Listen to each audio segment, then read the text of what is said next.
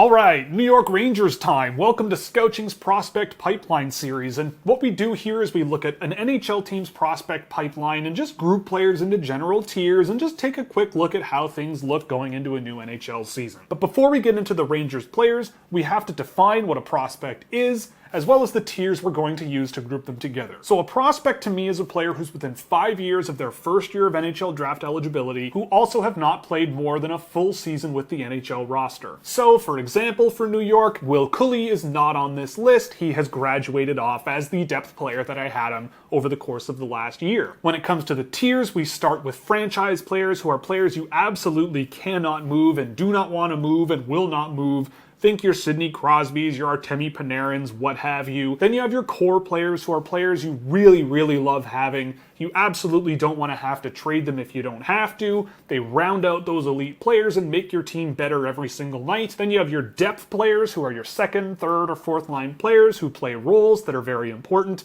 You don't mind having them in the roster, they do a good job, and they're just everyday NHL players. Then you have your maybes, who are players that might have a lot of potential, but a long way to go to get there. Maybe a little bit more of limited potential, but might not quite have enough to get to the NHL at the bottom end of a lineup, but it's possible they could get there. And then you have everybody else. So like many NHL teams, we're going to start in the depth category, where we have EJ Emery, Brennan Othmann, Adam Shakora, and Gabe Perreault. I think these are some really interesting players that the Rangers have gathered over the last few years. I am a little more hesitant on a guy like EJ Emery, but I do see the appeal. I think he could be and should be a depth NHL player, second, third pair, defense first guy. He took a lot of positive steps this season and I thought looked really good at the under 18s. A guy like Brennan Othmann is a guy I've always been a little bit more hesitant on, but I do think that a depth complementary offensive player who can crash and bang and hit is not out of the question. I would say similar things about Sakura, maybe leaning more into the physical side of the game. I thought he looked pretty good with Hartford when I did see him play last season. And a guy like Gabe Perreault, some might see him as too low here, but I do think that as a top 9 complementary offensive player who can score and score and score, I think that that's entirely possible for him, but I'm not quite sure he's quite at that super high-end level that you never ever want to trade a guy like Gabe Perreault. Super talented though, he could get there. I think he's the best player in their system, so we'll leave it at that. In the maybes category, you have some interesting ones here as well. You've got Brett Berard, who I've always been a fan of, who just seems to get better and better in the AHL, and time will tell if he's an NHL player. I've kind of liked the stability that a guy like Drew Fortescue brings. Kalle Väisänen is a player I've always been interested in, and he's been taking steps in Finland 1 year at a time. Raul Boyard was a really interesting pickup. Super smart puck mover, but I think there's quite a ways to go to reach what he could reach. To close out the maybes category, it might surprise people to see Matthew Rempe in here, and considering he was an NHL player in the playoffs and an NHL player at the end of the regular season, sure, on paper he is a depth player,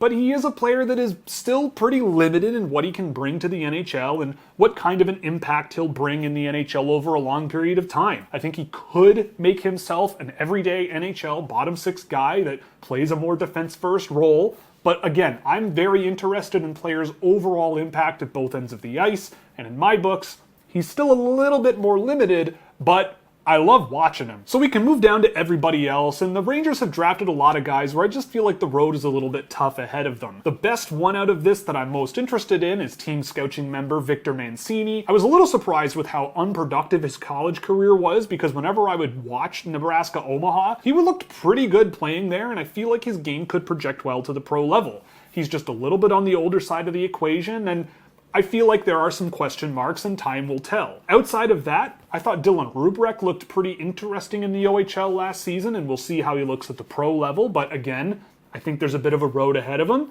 I feel like there are other guys in here where it's maybe possible there's something. Guys like an Oliver Tarnstrom or a Rico Griedig even. I've seen a little bit of him in preseason action and he's looked pretty decent. We'll see what happens, but again, this is the bottom of the pyramid. There's going to be a lot of guys down here. They've drafted a lot over the last few years, and a lot of these guys are on the older side of things and may have a bit of a ways to go to crack an NHL roster still. There are some interesting players in the pipeline for the Rangers, and I think they will be able to add some depth to their roster with these young players in the future. They have some nice high-risk bets that I think have come along pretty well. They've got a lot of guys that I think have a bit of a runway ahead of them to make the NHL, and they're on the older side of things.